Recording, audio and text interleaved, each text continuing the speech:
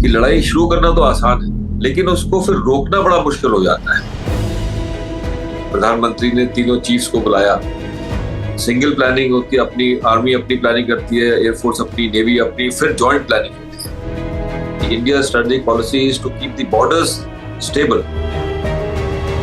भारत में भी स्थितियां उतनी अच्छी नहीं है। मैं बोलता हूँ ये सैवेज हैं, एनिमल्स हैं। बांग्लादेश आपके अगेंस्ट है, पाकिस्तान आपके अगेंस्ट है, मालदीव आपके अगेंस्ट है। It is a pressure which is being build by China on India.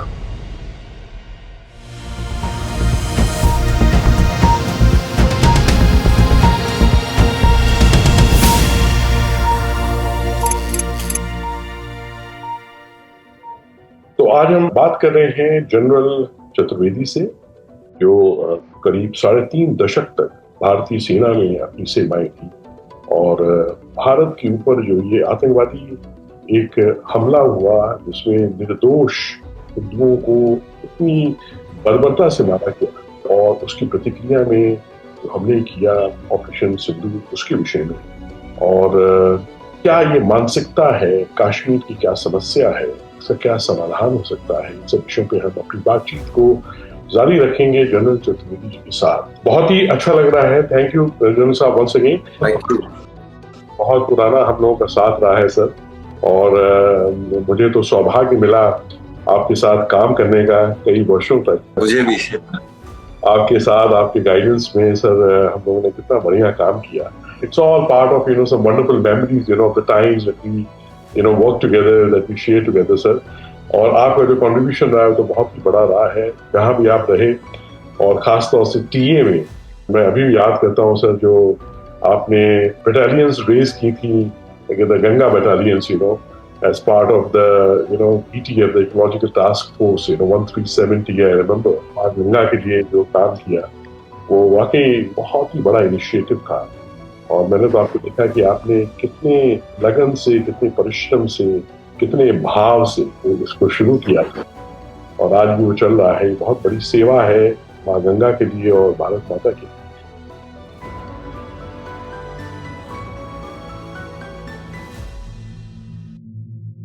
Sir हम बात कर रहे थे नहीं सिर्फ इस घटना की, बल्कि इसके पीछे की जो मानसिकता है, क्योंकि ये घटनाएं 1400 साल से होती आई, ये घटनाएं आगे भी होती रहेंगी जब तक कि हम इसकी मानसिकता को हम समझे ना, और उस मानसिकता में हम मूलभूत परिवर्तन ना लाए।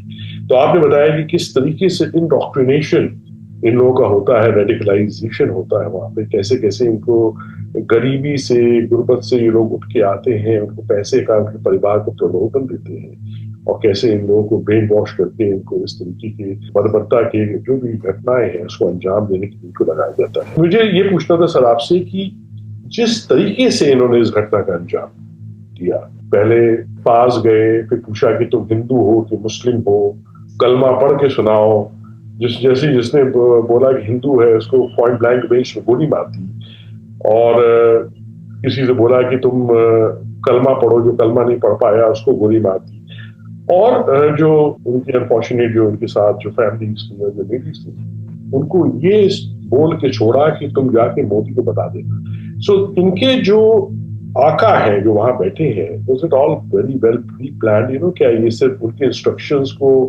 वर्ड फॉर वर्ड फॉलो कर रहे थे? इससे पहले कि मैं आपके सवाल का उत्तर दूं, मैं ये कहना चाहता हूं कि as Indians we are a very evolve race.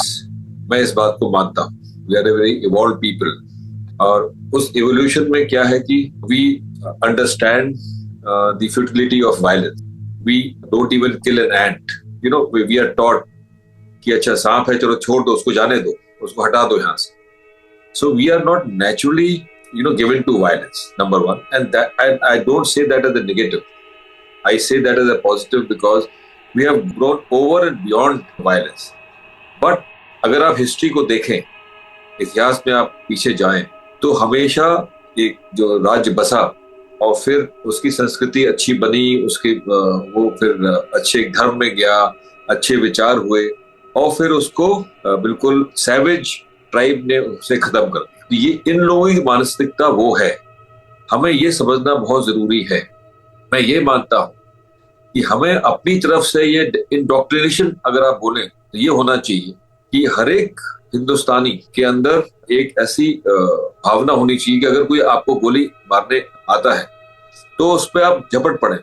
मैं ये कह रहा हूं कि अगर वहां पे इन्होंने इतने लोगों को मारा और इतने सारे लोग थे, अगर इन 4-5 लोगों के ऊपर ये लोग झपटते तो 1-2 लोग जरूर मरते, लेकिन उनको भी नहीं छोड़ते फिर। तो ये हमें समझना जरूरी है कि हमारी जो अच्छाई है कमजोरी नहीं है, लेकिन उस अच्छाई को इनके साथ में हम नहीं रख सकते, क्योंकि ये मैं बोलता हूँ ये सैवेज हैं, एनिमल्स हैं। इनके वो थॉट प्रोसेस में बिल्कुल नहीं है कि किसी को नहीं मारना है। इन्होंने जानबूझ के ये किया है। इन्होंने, अगर आप समझें इस बात को, तो एक बहुत ही सॉफ्ट टारगेट लेके 26 लोगों को मार के 2 नेशंस को आमने सामने खड़ा कर दिया। और ये अभी भी समझते हैं कि हिंदुस्तान फिर पीछे हट जाएगा, थोड़ा बहुत हिंदुस्तान करेगा, थोड़ा बहुत हम कर लेंगे, और फिर हम लोग बोलेंगे डीएस्केलेट डीएस्केलेट, और ये बात दब जाएगी। लेकिन मैं यहाँ पे ये बोलना चाहता हूँ कि it is easy to start a war. मतलब हिंदी में अगर बोलूं कि लड़ाई शुरू करना तो आसान है, लेकिन उसको फिर रोकना बड़ा मुश्किल हो जाता है। एक से लेके दूसरा, दूसरे लेके तीसरा, जैसे वर्ल्ड वॉर्स हुए, जैसे first world war, second world, जैसे अभी लड़ाई चल रही है रशिया और यूक्रेन में।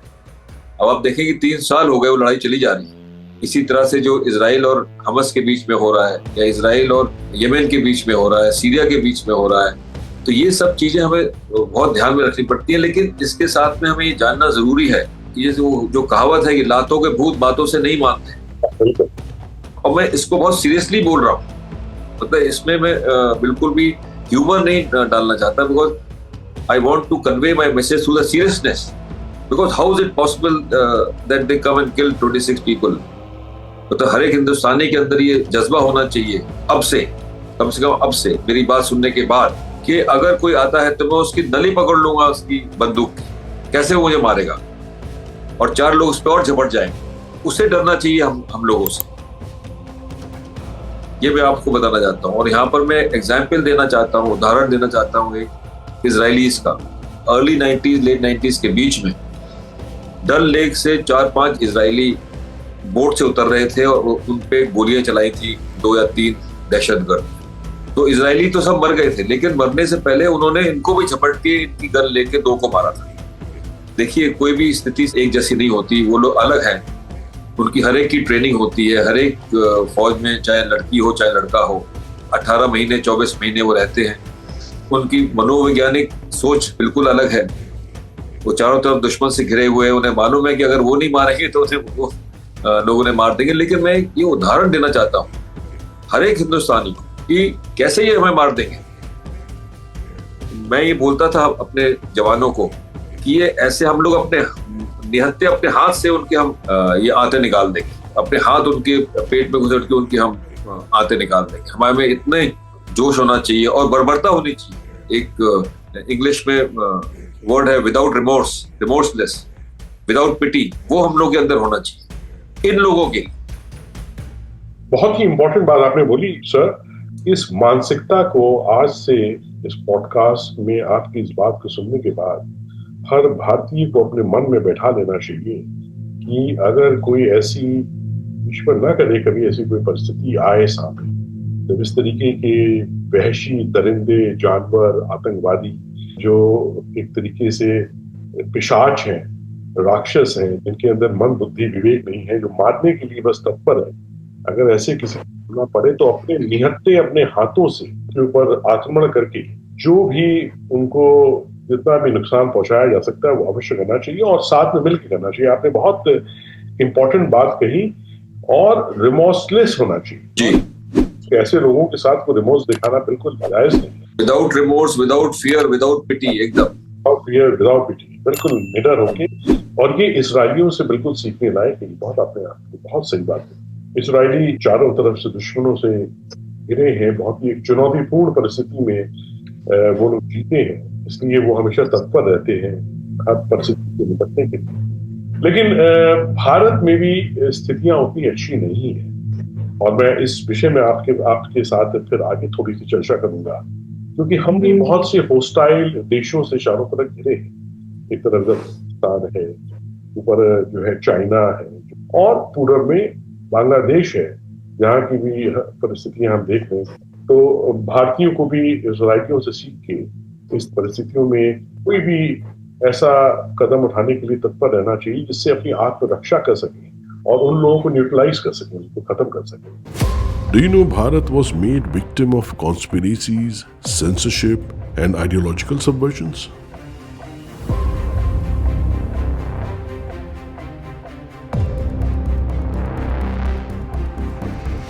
We all have suffered a lot. Let's end that now. We bring to you Prachyam, an unapologetic video platform for Hindus. Protect your family from false narratives about Bharat.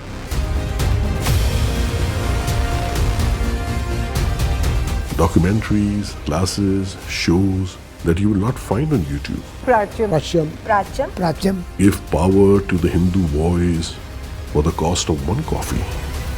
Subscribe now at prachyam.com. अब मैं ये पूछना चाहूंगा कि पूरे राष्ट्र के अंदर एक बहुत ज्यादा क्रोध है, आक्रोश है इस घटना के बाद है। जिस तरीके से उन मासूम लोगों को मारा है, उनकी हत्याएं की, उसको लेके सबके अंदर बस यही था कि हम लोगों को जो है निश्चित रूप से हमारी सरकार को, मोदी जी को, हमारे जो आर्म फोर्सेस हैं, हमारी सेनाओं को एक निश्चित रूप से एक रिटेलिएशन करना चाहिए, इनसे बदला लेना चाहिए, एक बहुत स्ट्रॉन्ग मैसेज देना चाहिए। और वो उन्होंने ऑपरेशन सिंदूर के नाम से। तो क्या हुआ इस ऑपरेशन सिंदूर में, कहाँ कहाँ हमारी सेनाएं गई, कहाँ कहाँ स्ट्राइक्स, दुश्मनों को क्या क्या नुकसान पहुंचाया, थोड़ा इसके विषय में देखिए। ये जो ऑपरेशन सिंदूर था, और ये बातें ऑफिशियल मीडिया में भी हैं, और हमारे रक्षा मंत्री ने भी आज स्टेटमेंट दिया है। हमारी एयरफोर्स और आर्मी की जो यूनिट्स हैं, मिसाइल यूनिट्स हैं, उन्होंने 9 जगह पर आक्रमण किया, और मैंने कम से कम 3 जगह का PSDA देखा है, जो डैमेज असेसमेंट होता है, पोस्ट स्ट्राइक डैमेज असेसमेंट। वो एयर फोटोग्राफ मैंने देखी है। तो उनको जेन्युइन सब्सटैंशियल डैमेज हुआ है, और जो हमारे ऑफिशियल स्टेटमेंट्स हैं उसके अनुसार 100 से ज्यादा टेररिस्ट मारे गए हैं। और ये जो 9 अटैक थे, उनमें से कोई भी विफल नहीं हुआ। उन्होंने सब जगह अपनी बिकॉज ये प्रिसिशन टारगेट म्यूनिशंस थे, इसमें लॉइटर म्यूनिशंस भी थे, इसमें राफेल एयरक्राफ्ट के स्कैल्प करके एक मिसाइल है, वो उन्होंने यूज की, और इसी तरह से सरफेस टू सरफेस मिसाइल भी दागी गई। और ये 9 जो टेररिस्ट कैंप्स थे उनके, जो ट्रेनिंग कैंप्स थे उनके, उनको धराशायी किया, और उसमें कम से कम 100 टेररिस्ट मारे गए। ये एक जो ऑफिशियल स्टेटमेंट है, और जो मेरी जानकारी है उसके हिसाब से। और फिर उन्होंने कल रात में पाकिस्तान ने हमारे फॉरवर्ड बेसिस, एयर बेसिस और आर्मी लोकेशंस पर मिसाइल्स फायर करी, और हमारी S-400 मिसाइल्स ने, जो कि एक अम्ब्रेला प्रोवाइड करती हैं, उन्होंने उन मिसाइल्स को धराशायी कर दिया हवा में। कोई भी उनका जो आक्रमण था वो सफल नहीं हुआ, सब विफल हो गए हवा में, ग्राउंड पे नहीं।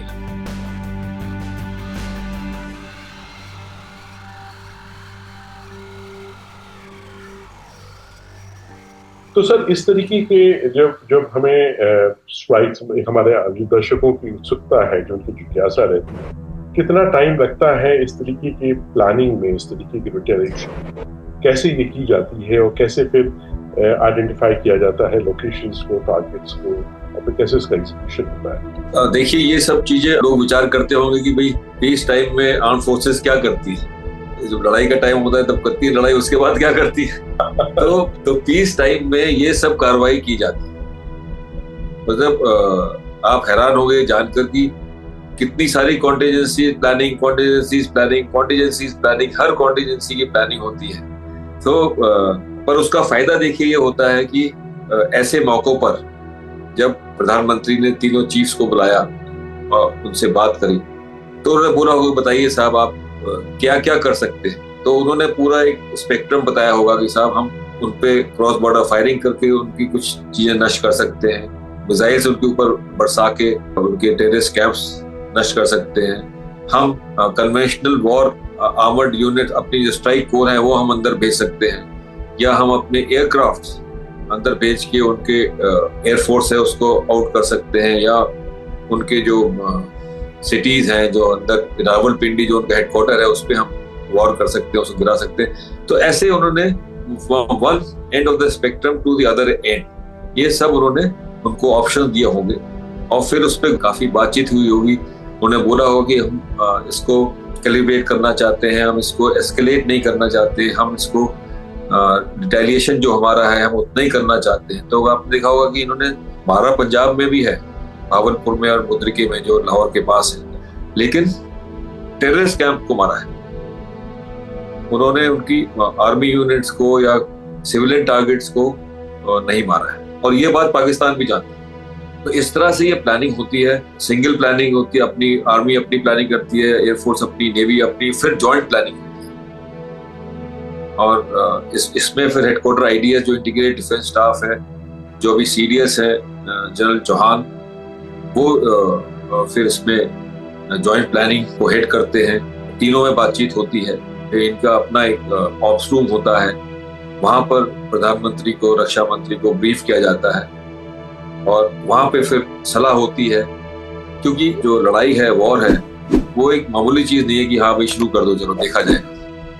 उसमें बहुत सारे कॉन्सिक्वेंसेस हैं।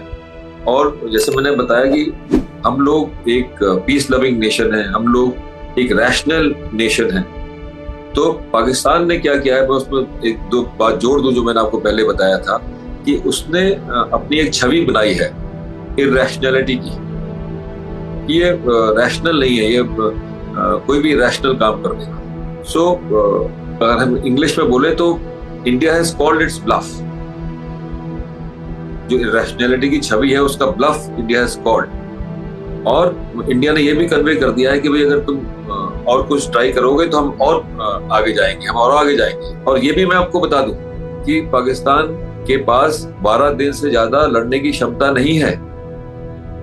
उनकी जो ऑफिशियल डॉक्ट्रीन है, वो उनकी डॉक्ट्रीन ये है कि हम हिंदुस्तान पर पहले हमला कर देंगे, क्योंकि वो पास में वो उनके जो फाइटिंग फॉर्मेशंस हैं वो बिल्कुल बॉर्डर से लगी हुई हैं। जैसे लाहौर हो गया वो तो 20 किलोमीटर दूर है। तो वो कहते हैं हम यहीं से निकलेंगे और सीधे घुस जाएंगे अंदर पंजाब में, ऐसी राजस्थान में, जम्मू कश्मीर में।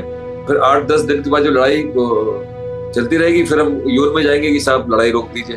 तब तक अमेरिका, चाइना, रशिया सब आ जाएंगे कि साहब लड़ाई रोक दीजिए। तो लड़ाई रुक जाएगी और जहां की जो वस्तु स्थिति है वैसी हो जाएगी और हम जीत जाएंगे। तो ये उनकी ऑफिशियल डॉक्ट्रीन है। और फिर सबसे पहले वो बोल देते हैं कि साहब अगर हमें खतरा हुआ तो हम न्यूक्लियर वॉरहेड इस्तेमाल कर लेंगे। और वो सोचते हैं कि ये गिदर धमकी से हम डर जाएंगे, इंडिया डर जाएगा, क्योंकि उनकी मानसिकता ये है कि हिंदू डरपोक है। वो ये सोचते हैं इस बात। तो उनको ये बताना जरूरी है। और अब उनको खैर मालूम चली गया है जो हमारी प्रेजेंट डिस्पेंसेशन है। अब वो भारतवर्ष जो 47 में था वो 65 में नहीं था, जो 65 में था वो 71 में नहीं था, जब इनके देश का विभाजन हो गया, आधे हो गए। और इस बात को भी ये नहीं मानते। ये आप देखिए कि आप अपने आप को कैसे झुटला सकते हैं। उसको भी वो विक्ट्री मानते हैं। उनका देश आधा हो गया लेकिन वो विक्ट्री है। उनके आर्मी के जो ऑफिसर्स हैं, जो वेटरन्स हैं, वो जो जितने मेडल्स आगे घूमते हैं, पता नहीं कौन सी वॉर उन्होंने कब जीती है। तो अभी और उनको ये बात मालूम भी, उनको ये बात मालूम है कि India today is the 5th largest economy, which is going to be the 3rd largest economy in the next 2 years. India has the 2nd largest army, standing army in the world. India has, the biggest, is one of the major exporter of arms. It has, very sophisticated weapons and munitions. तो ऐसा नहीं है कि वो इस बात को जानते नहीं, पर वो है ना कि वो कहते नहीं हम इनको दुश्मन, हम जब तक हम दिखाएंगे नहीं तब तक हमारा वजूद ही नहीं है, और हम कुछ ना कुछ करते रहेंगे। अब मुनीर साहब चाह रहे हैं कि हमें उन्हें एक्सटेंशन मिल जाए किसी न किसी तरह। तो जो आपने हिंदू की बात पूछी, यू शुड आप रिलेट कीजिए कि जो उन्होंने स्पीच दी कुछ दिन पहले, इंग्लैंड में उन्होंने स्पीच दी थी अपने पाकिस्तानियों को ही, और उन्होंने बहुत दर्द लिया था इस समझाने के लिए कि ये टू नेशन थ्योरी, हम पाकिस्तानी, हम मुसलमान हैं, वो हिंदू हैं, और हम दो अलग रेस हैं, हम दो अलग रिलीजन हैं, हम दोनों, और पाकिस्तान इसलिए बड़ा है, हम पाक हैं। और वही फिर उन्होंने यहाँ पर पहलगाम में किया। उन्हें मालूम था कि इंडिया का रिएक्शन होगा, लेकिन वो चाहते यही है कि वो रिएक्शन हो और थोड़ा एस्केलेशन होगा और फिर हम इसको सुलझा लेंगे, लेकिन मुनीर साहब का एक्सटेंशन हो जाएगा 5 साल की। जी बिल्कुल। Pratyam is about dedicating to revive our rich cultural heritage, the essence of Bharat. We are bringing to life the echoes of our glorious past. We need organizations like Pratyam. It is old as well as the new rise. प्राच्यम Hindu के गौरव की गाथा गाता है। 60 साल में हमने जो खोया विरासत के रूप में, संस्कृति के रूप में, उसको वापस लाने का काम कर रहे हैं। Our mission goes beyond creating content. We are sparking a cultural renaissance. प्राच्यम एक उत्तिष्ठत का नाद है। हिंदू समाज को जोड़ने के लिए और सच्चाई दिखाने का काम प्राच्यम द्वारा हो रहा है। कई दशकों की एक आवश्यकता को प्राच्यम पूरा कर रहा है। प्राच्यम is putting out as an urgent civilization imperative. गुलामी की मानसिकता अगर कहीं पर भी अंदर धसी हुई हो ना, उसको उखाड़ फेंकने का काम प्राच्यम का कंटेंट करता है। Launching the world's first Hindu OTT platform is just the beginning. We have much more to achieve. पूरा जन जन सत्य से, तथ्य से और यथार्थ से परिचित होगा। आपका ये प्रयत्न ईश्वर की आराधना ही है। काउंटर नैरेटिव का आंदोलन आरंभ हो चुका है। Pratyam is doing an excellent job to give you knowledge which you don't get in school. I absolutely love it. I'm very happy to be a part of the Pratyam family. I extend my best wishes to you and your entire team. एक बहुत बड़ी सनातन की सेवा हुई है, उसके लिए मैं हृदय से प्राच्यम का अभिनंदन करता हूँ। Your support can turn this vision into reality. Pratyam. Pratyam is doing a very, very good job. We Sanatanis need Pratyam. People are going back to their roots. It's important for our country. Arm yourself with the knowledge. It's almost like a movement. This is a visionary endeavor. प्राच्यम को सफलता के लिए साधुवाद। Amazing job. Strongly recommend do your contribution. Support them, subscribe them. By donating to Pratyam, you are just not giving. You are investing in our culture, our future, and our children. Reaching out to the people with the results of the research, I wish them all the very best. Join us on this journey. Donate today and become part of a timeless legacy.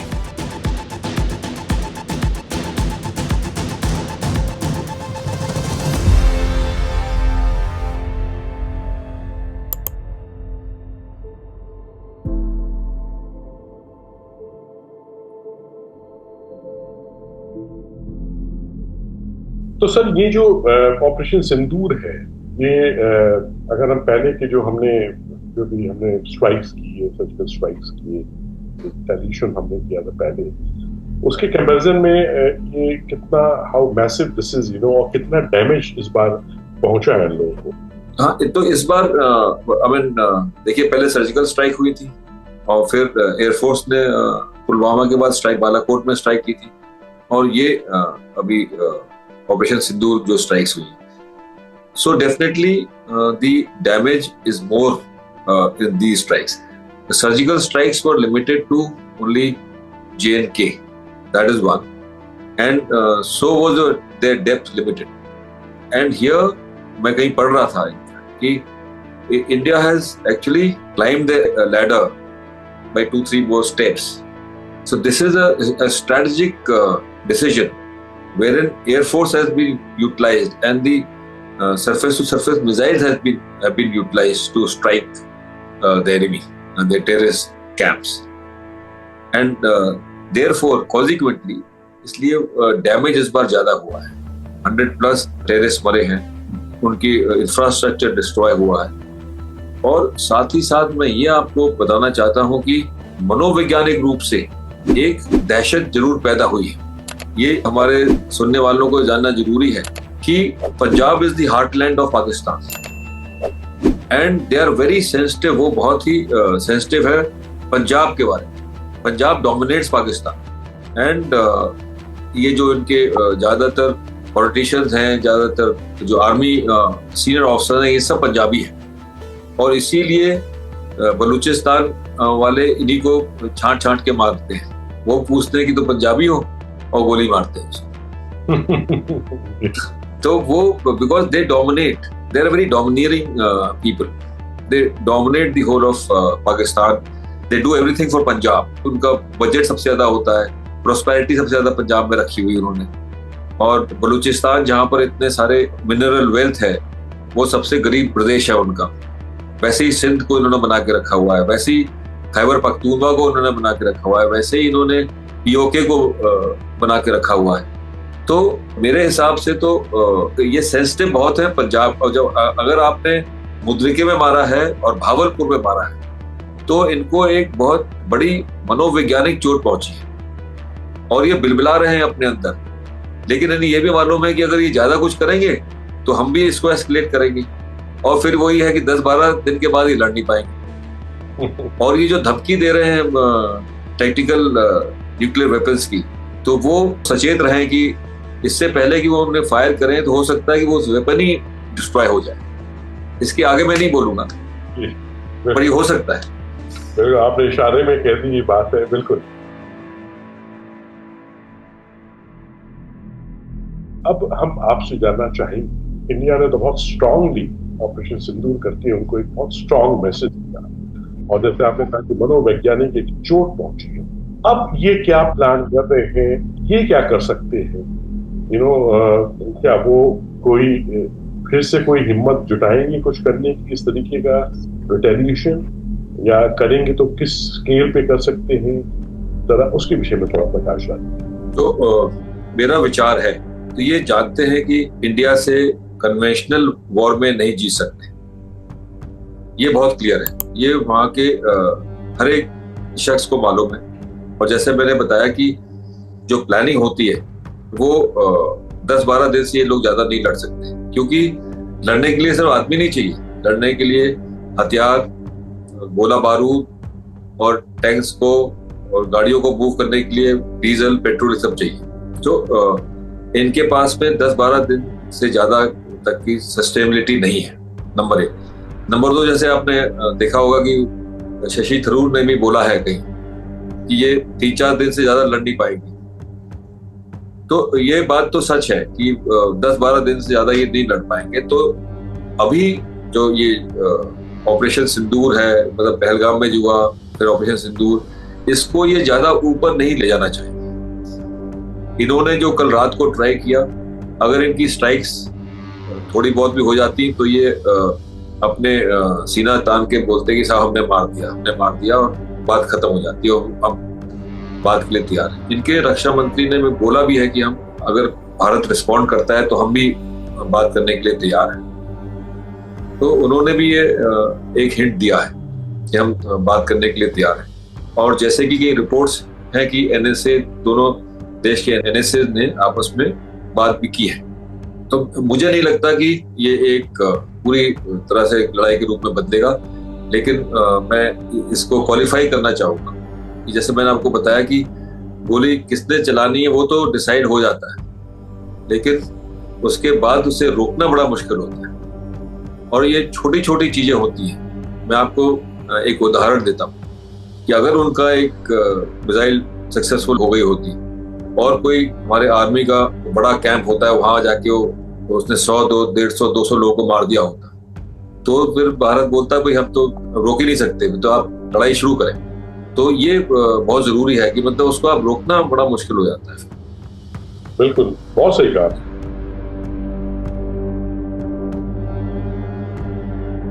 अब जो एक बहुत ही महत्वपूर्ण पक्ष है sir, उसके विषय में हम आपसे बात करना चाहेंगे, क्योंकि आपका एक बहुत ही व्यापक, बहुत विस्तृत अनुभव रहा है सेना में और आपने बहुत अलग अलग बॉर्डर पोस्ट्स पे भी आप रहे हैं। पाकिस्तान की जो हालात है और जो उसकी दिशा है वो तो बिल्कुल भी ऐसी नहीं है जैसा आपने भी बताया कि वो कोई भी युद्ध वो लड़ पाए 5-7 दिन, 10 दिन, 12 दिन से ज्यादा। वहाँ के जो आंतरिक हालात हैं वो भी बहुत खराब है।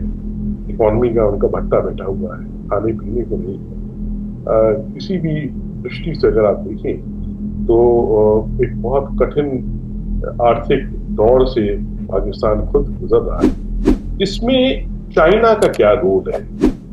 ये जो बिहाइंड द सीन्स जो पाकिस्तान को तो बस एक कठपुतली की तरह आगे बढ़ा दिया गया है और डोर पीछे से वो चीन कंट्रोल कर रहा है। चीन जो है वो भारत को ऊपर उठते नहीं देख सकता, आर्थिक रूप से समृद्ध होते नहीं देख सकता, अपने सामने अपने एक कंपटीशन में आते नहीं देख सकता।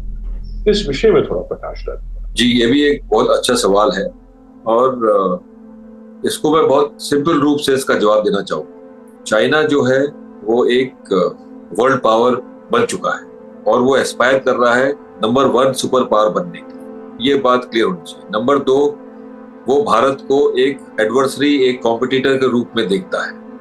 जो चाइना की सोच है, जो साइकोलॉजिकल मेकअप है, उसमें वो किसी को दोस्त नहीं बना सकता या बनाना नहीं चाहता, वो उनको सबसर्विएंट बनाना चाहता है। सो एज हमारे फॉरेन मिनिस्टर ने बोला, we don't want preachers, we want partners. China does not want partners. अगर आप उसके हरकत देखें, वो कहते हैं हम peaceful rise, but they are actually do not believe in a peaceful rise in the sense कि वो पाकिस्तान को उन्होंने एक अपना ही स्टेट बना लिया है।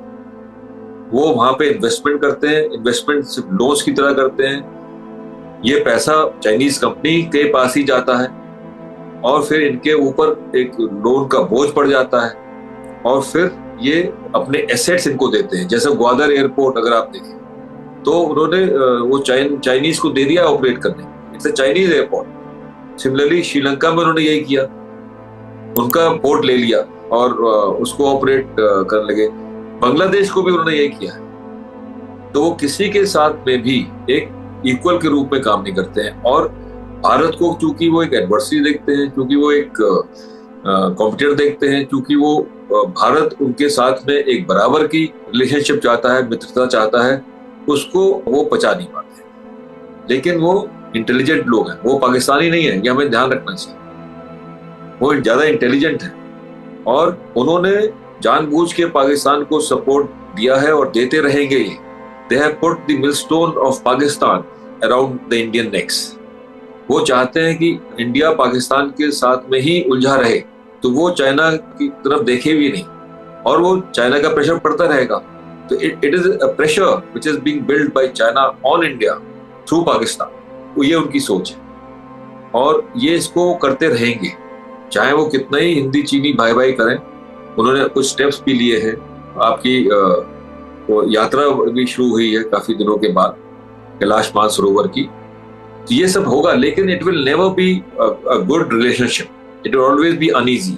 एंड ये उनका विचार है। इंडिया चाहता है कि हम उनके साथ में अच्छे रिलेशन रखें, लेकिन इंडिया एज ए इक्वल चाहता है, वो नहीं करेंगे इसको। ये हमें ध्यान देना जरूरी है।